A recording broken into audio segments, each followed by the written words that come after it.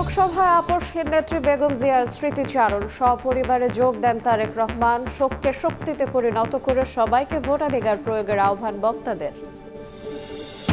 11 দলীয় ঐক্য থেকে বেরিয়ে গেল ইসলামী আন্দোলন। 268 আসনে এককভাবে নির্বাচনের ঘোষণা। নীতি থেকে বিচ্যুতির অভিযোগ অস্বীকার জামায়াতের।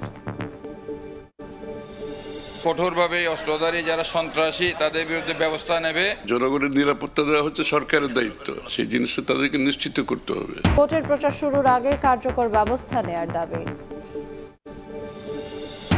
চা দোকান থেকে ঝুট ব্যবসা, যুবলীগে যোগ দিয়ে বদলে যায় হাদি হত্যার মাস্টারমাইন্ড বাপ্পির জীবন। চাঁদাবাজি, লুটপাট ও দখলদারিত্বে গড়ে তোলেন শত কোটি টাকার সম্পদ। এবং ভূমিকম্পে ক্ষয়ক্ষতি ও প্রাণহানির উচ্চ ঝুঁকিতে ঢাকা চট্টগ্রাম। দায়সারাভাবে মাটি পরীক্ষা করে ভবন তৈরিতে বাড়ছে বিপদ। প্রস্তুতির ঘাটতিতে বড় বিপর্যয়ের শঙ্কা।